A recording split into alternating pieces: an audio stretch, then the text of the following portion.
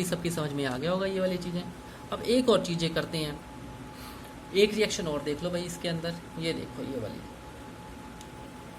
Lead nitrate PbNO32, ये lead nitrate, ये भी बहुत इंपॉर्टेंट आपका कंपाउंड होता है। इसको हीट किया तो किस में बन गया, PbO लेड ऑक्साइड के अंदर, प्लस में 4 NO2 यानी कि नाइट्रोजन डाइऑक्साइड बना दी और ऑक्सीजन बना दी। ये भी आपको याद करनी है, इसको आप याद करेंगे, इसको आपको बैलेंस करना भी आ सकता है सारा का सारा। ठीक है, एक और देख लेते हैं इसी तरीके की हम रिएक्शन, ये देख लो। जब silver chloride turns grey in sunlight, this is due to the decomposition of silver chloride. हम अभी तक डिकम्पोजिशन की ही बातें कर रहे हैं। अभी तक हमने पढ़ा था जब हीट एनर्जी यानी कि थर्मल की। अब एक ये देख लो कि किसकी प्रेजेंट में, ये सनलाइट की, थर्मल नहीं है, ये सनलाइट की प्रेजेंस के अंदर हो रही है। 2AgCl ये सॉलिड था, इसको 2Ag क्या चीज होती है, सिल्वर। अर्जेंटम क्या बोलते हैं, सिल्वर। क्या है ये, सिल्वर। Cl chlorine gas. ये रिएक्शन कहाँ होती है, आपको याद होगा पहले के ज़माने के अंदर कोडेक के कैमरे आते थे, फ़ोटो खींचते थे, उसके बाद एक पूरी रील भर जाती थी, फिर उस रील को डार्क रूम में ले जाके हम उसको क्या करते थे, वॉश आउट करते थे, एक पर्टिकुलर सॉल्यूशन के अंदर डिप करते थे और हमारी फ़ोटो निकल के आती थी। और अगर आपने उस रील के अंदर देखा भी होगा कि वो ब्लैक एंड वाइट होती है, उसके अंदर छोटी छोटी फ़ोटो आप पहचान में भी आती हैं, कलर नहीं होता था उसके अंदर, है ना। सूरज की रोशनी में हम ऐसे पकड़ के देखते थे, तो वो क्या चीज़ थी, कैसे फोटोग्राफी होती थी, इसी की वजह से ये रिएक्शन है उसकी, कि सिल्वर क्लोराइड सनलाइट की प्रेजेंस के अंदर रोशनी चाहिए होती थी ना उसके लिए, Ag ये इस चीज़ के अंदर कन्वर्ट हो जाती थी। ये भी कौन सी रिएक्शन है, एक तरह से ये रिएक्शन है आपकी डीकम्पोजिशन रिएक्शन। आगे देखें, अब आगे क्या होता था, फिर उसको हम जो हमारी रील है उसको धुलवाते भी थे। 2AgBr silver bromide also behave in the same way. फिर इसको 2AgBr सनलाइट के अंदर प्रेजेंट के अंदर करते थे तो 2AgS प्लस में Br2 ये बन जाते थे। The above reactions are used in black and white photography. Black and white photography के अंदर ये चीज यूज होती थी। What form of energy is causing this decomposition reaction, कौन सी एनर्जी यूज हो रही है, हिंट आपके सामने लिखा हुआ है, सनलाइट। ओके जी, तो जब डीकम्पोजिशन रिएक्शन हीट के अंदर, अब डीकम्पोजिशन मतलब तोड़ने के लिए, हमने डीकम्पोजिशन का मतलब ही ये होता है भाई, एक प्रोडक्ट किसी चीज के वजह से टूट रहा है, और वो वजह क्या क्या हो सकती है, हीट होएगी तो हमारी थर्मल हो जाएगी, लाइट हो जाएगी, लाइट जहाँ पे होएगी तो फोटो कहलाती है इसको। फोटो का मतलब PHOTO, फोटोसिंथेसिस। फोटोसिंथेसिस में फोटो का मतलब होता है लाइट। और इलेक्ट्रिसिटी हो जाएगी, तो इलेक्ट्रिसिटी की प्रेजेंस के अंदर भी होती है ये, ठीक है। Breaking down the reactant, reaction in which energy is absorbed are called as endothermic reaction. ये आपको पढ़ रखा है आपने ये सारा का सारा, राइट। अब अगला हम क्या पढ़ेंगे, अगला हम पढ़ेंगे डिस्प्लेसमेंट रिएक्शन। डिस्प्लेसमेंट रिएक्शन बहुत ही आसान रिएक्शन होती है डिस्प्लेसमेंट। मैं इसके लिए पहले आपको एक चीज कोट करता हूं। मान लो दो बंदे आपस में, एक यहाँ पे है एक यहाँ पे है, और ये दो पहलवान हैं, ठीक है, और ये आपस में लड़ पड़े। ये इसकी जगह है और ये इसकी जगह है। ये वाला पहलवान थोड़ा सा हट्टा कट्टा है, दांव पेच अच्छे आते हैं इसको। इसने इसके साथ में रिएक्शन करके, मतलब इसके साथ में लड़ के इसकी जगह छीन ली और इसको यहाँ से भगा दिया, और ये यहाँ पे आके चला गया। तो इस रिएक्शन को क्या बोलेंगे, डिस्प्लेसमेंट। मतलब कि स्थान डिस्प्लेस कर दिया अगले को। अब इसको हम परिभाषित करेंगे, जब एक ज़्यादा रिएक्टिव मेटल एक कम रिएक्टिव मेटल को डिस्प्लेस कर देता है तो उसको डिस्प्लेसमेंट रिएक्शन कहते हैं। दोबारा, जब एक ज़्यादा रिएक्टिव मेटल कम रिएक्टिव मेटल को डिस्प्लेस कर देता है तो उसको हम क्या बोलते हैं, उसको हम बोलते हैं displacement reaction.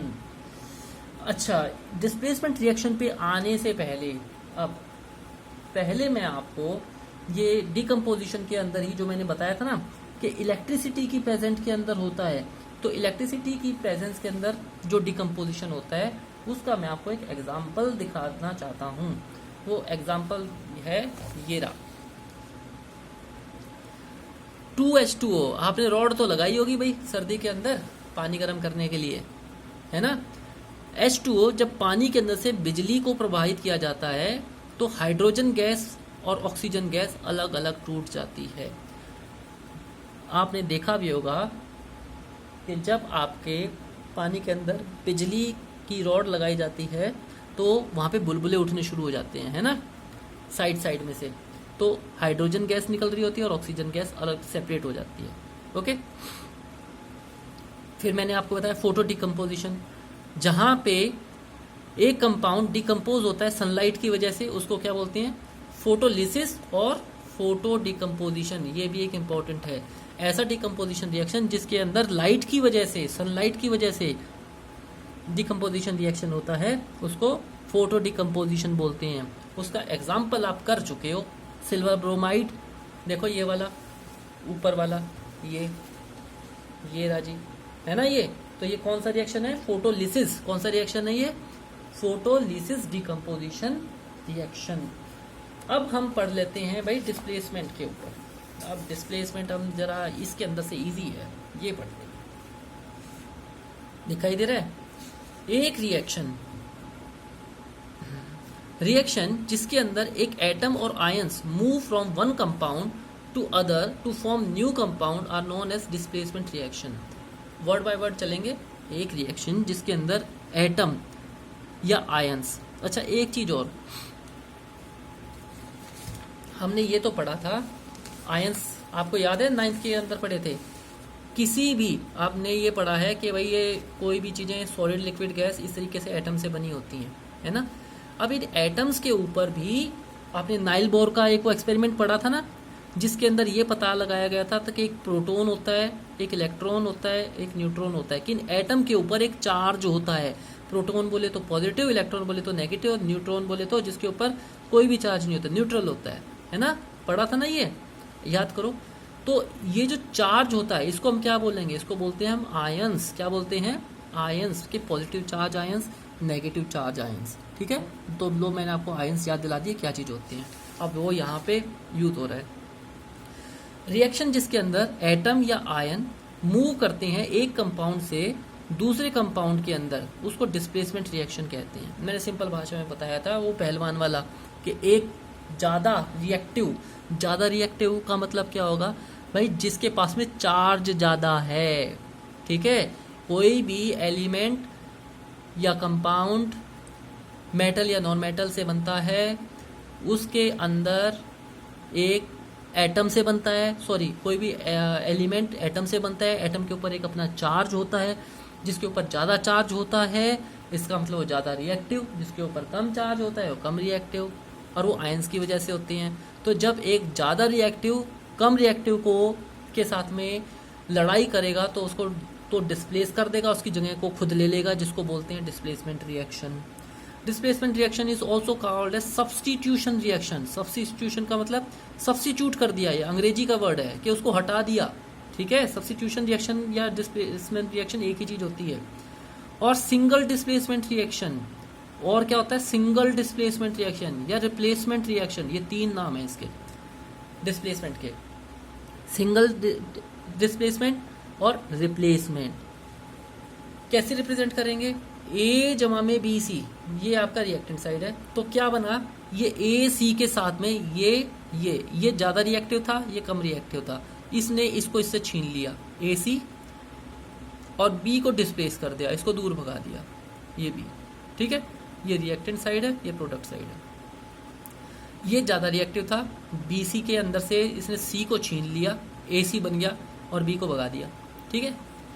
Displacement reaction take place only when A is more reactive than B, ठीक है।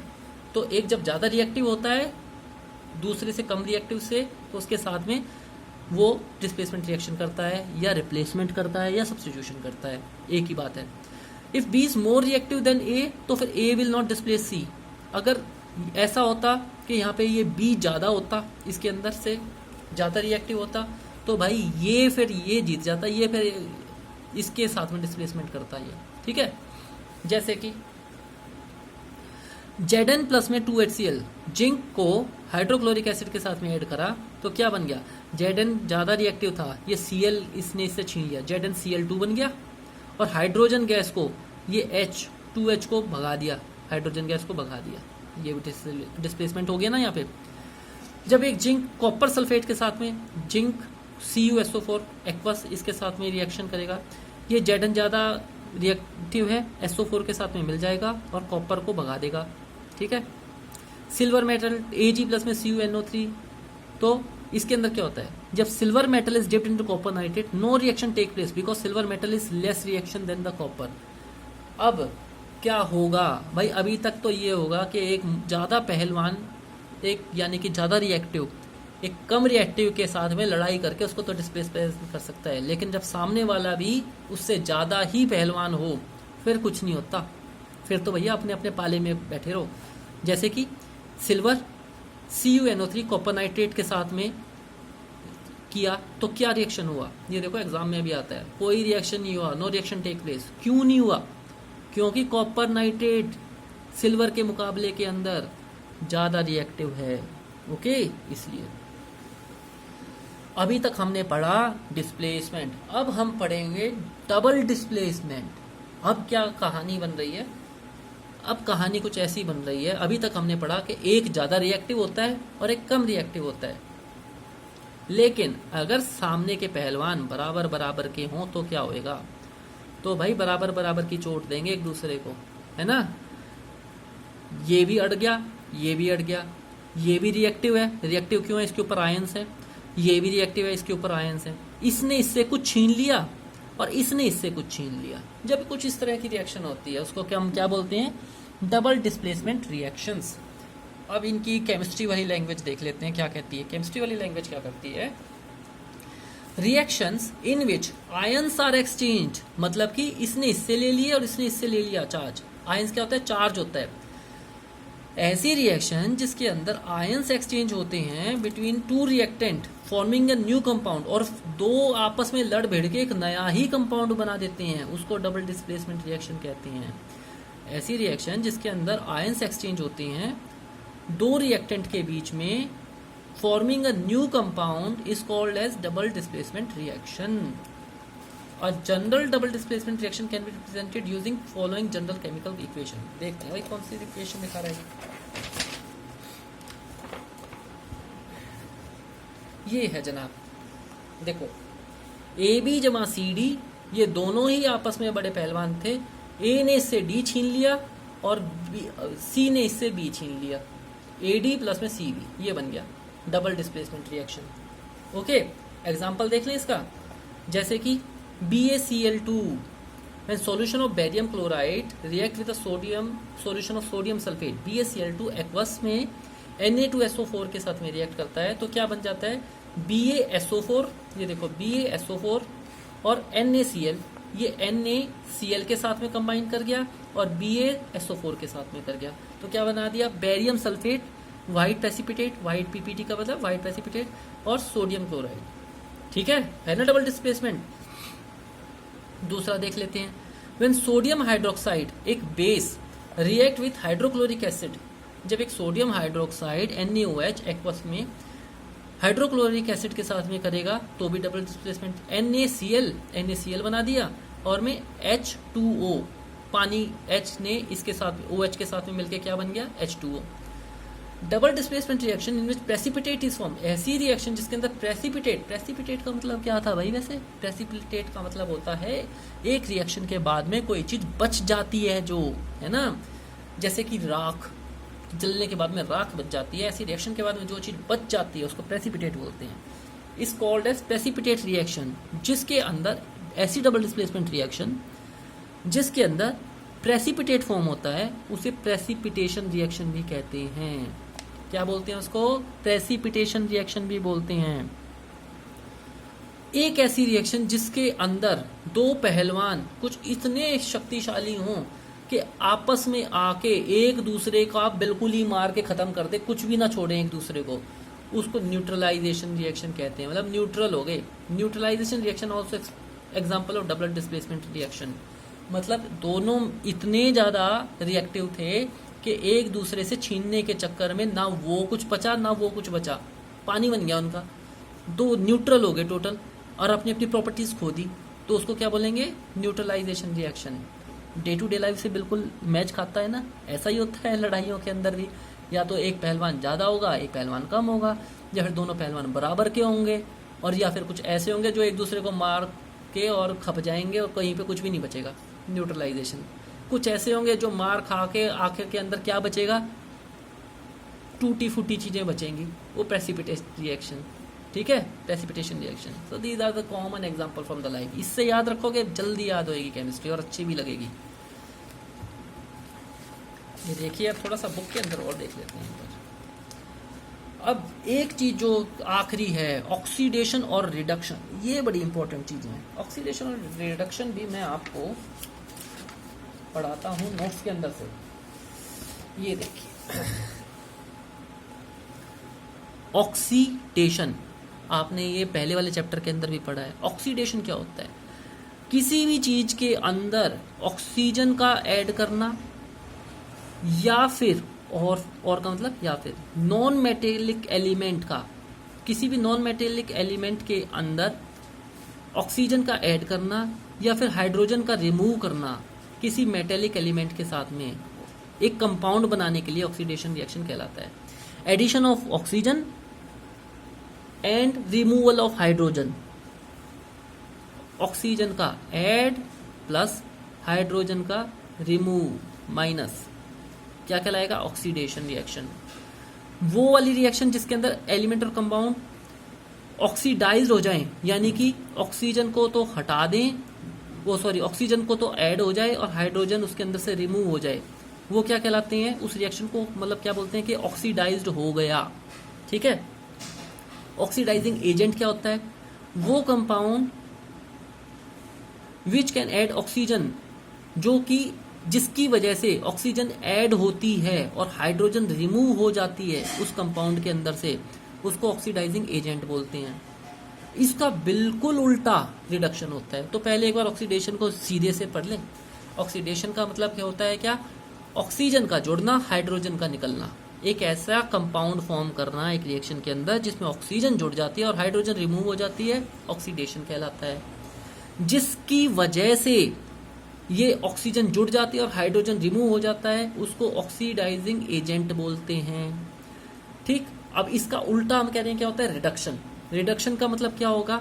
उल्टा मतलब ऑक्सीजन तो निकल गई और हाइड्रोजन ऐड हो गई, जिसकी वजह से ऑक्सीजन निकल जाती है और हाइड्रोजन जुड़ जाती है, उसको हम क्या बोलेंगे?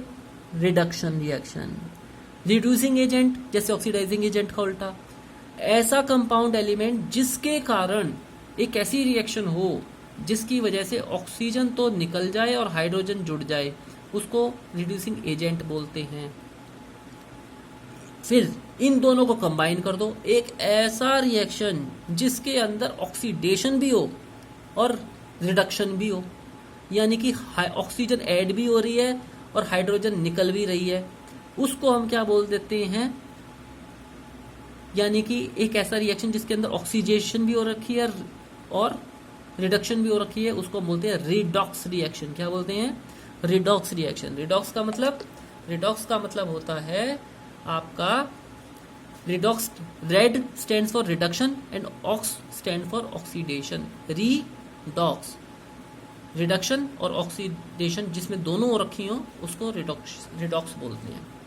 एग्जाम्पल, जब iron reacts with air it forms an iron oxide. जब आपने जंग लगने की प्रक्रिया को, रस्टिंग जिसको बोलते हैं, रस्टिंग क्या चीज होती है? Iron reacts with air to form iron oxide. अब इसके ऊपर क्वेश्चन भी आ जाता है, रस्टिंग और इसके ऊपर, ठीक है। वो एक बार भाई हमें पढ़ना पड़ेगा, पढ़ लेते हैं एक बार, किताब में से भी देख लें। ऑक्सीडेशन बोले तो ऑक्सीजन का ऐड होना, ठीक है। 2CO+ में O2 हीट, 2CuO बन गया, ठीक। और इसके अंदर से जब CuO को, इसमें ऑक्सीजन का ऐड हो रखा है, जब इसके अंदर से CuO+ में H2 हाइड्रोजन ऐड करेंगे तो ये तो क्या है? ऑक्सीडेशन रिएक्शन, ऑक्सीजन ऐड हो रही है और इसके अंदर से हाइड्रोजन रिमूव हो गई। यहाँ पे हाइड्रोजन ऐड हो रही है और इसके अंदर से ऑक्सीजन रिमूव हो गई। ठीक, substances gain oxygen during a reaction is said to be oxidised, ये हमने पढ़ लिया, बार बार पढ़ने की जरूरत नहीं है। Oxidation, reduction, redox. ऑक्सीडेशन बोले तो ऑक्सीजन का ऐड, हाइड्रोजन भगा दिया। रिडक्शन बोले तो हाइड्रोजन का ऐड, ऑक्सीजन भगा दिया। रिडॉक्स बोले तो दोनों ही ऑक्सीडेशन और रिडक्शन दोनों हो रही हैं उसके अंदर। ठीक है, ये रहा एग्जांपल, एक एग्जांपल ये CuO को H2 के साथ में रिएक्ट किया तो यहाँ तो देखो ऑक्सीडेशन हो रही है H2O, और यहाँ से ये Cu के साथ में क्या हो रही है, रिडक्शन हो रही है। दूसरा रिडॉक्स रिएक्शन के ZNO प्लस में C, ये एग्जांपल है भाई, याद करना है, ये आपको पेपर में पूछे जाते हैं। ZNO प्लस में C, Zn प्लस में CO, यानी कि ऑक्सीजन ऐड हो रही है, और ये सारा का सारा Zn यहाँ पे रिड्यूस भी हो रहा है, ये यहाँ पे रिड्यूस हो रहा है, ये ऑक्सीडेशन हो रही है और ये आपकी रिडक्शन हो रही है। दूसरा MnO4 प्लस में 4HCl, MnCl2, 2H2 plus Cl2, इसके अंदर क्या हो रहा है, carbon is oxidise to CO and ZNO is reduce to Zn। जो चीज़ रिड्यूस हो रखी है उसको रिड्यूस बोलते हैं। ये आपने सारा कुछ पढ़ लिया, हमने 4 चीज़ें पढ़ी, oxidising agent, reducing agent, oxidation, reduction और रिडॉक्स रिएक्शन। ठीक है, अब ये ऑक्सीडेशन का बहुत इंपॉर्टेंट रोल होता है हमारी डे टू डे लाइफ के अंदर। जैसे कि सबसे पहले कोरोजन, क्वेश्चन आता है 2 नंबर का, पक्का आता है लगभग। आपने देखा होगा कि किसी भी चीज़ के ऊपर कोई भी मेटल, चाहे चांदी हो, प्योर मेटल छोड़ के, गोल्ड को छोड़ के, गोल्ड की इतनी कीमत क्यों होती है, क्योंकि प्योरेस्ट फॉर्म के अंदर मिलता है, उसके अंदर कोरोजन नहीं होता और वो कभी भी खराब नहीं होता। सिल्वर उससे कम महंगा होता है क्योंकि सिल्वर के ऊपर काली परत जम जाती है ना। When a metal is attacked by substance around it such as moisture, acid etcetera, it is said to corrode and this process is called as corrosion. जब एक मेटल के ऊपर आपके सराउंडिंग के सब्सटेंस के अंदर की चीज़ों का फर्क पड़ता है, जैसे कि नमी, एसिड, तो वो कोरोड हो जाता है। कोरोड का मतलब जंग लग जाती है उसको, और इस प्रक्रिया को क्या बोलते हैं, corrosion. Black coating on silver, चांदी के ऊपर एक ब्लैक कलर की कोटिंग जम जाना, या कॉपर के ऊपर, तांबे के ऊपर एक ग्रीन कलर की, आपने तांबे के या अपने कॉपर के देखे होंगे बर्तन वगैरह, उसके ऊपर ग्रीन जम जाता है ना। आपके कड़े भी कई बार कॉपर के होते हैं, वो भी ग्रीन हो जाते हैं, उसको क्या बोलते हैं, कोरोजन का एग्जाम्पल है वो। ओके, कोरोजन इससे होता क्या है, corrosion cause damage to car bodies, इसकी वजह से भाई नुकसान होते हैं, जैसे कि हमारी कार की बॉडीज होगी, ब्रिजेज होगी, आयरन नेलिंग्स हो गए, शिप्स होगी। समुद्र के अंदर चीज़ें बहुत जल्दी कोरोजन पकड़ती हैं, कुछ भी चीज़ समुद्र के अंदर जा क्यों, नमक की प्रेजेंट होती है, कुछ भी डाल दो बहुत जल्दी कोरोड हो जाएगी वो। इसीलिए जो शिप्स की एक लाइफ होती है, वो एक पढ़िए नहीं है कि एक बार लोहे के इतने भारी भरकम शिप बना दिया हमेशा चलते ही रहेंगे। 15, 20, 25 साल के बाद में वो बेकार हो जाते हैं, उनके अंदर छेद हो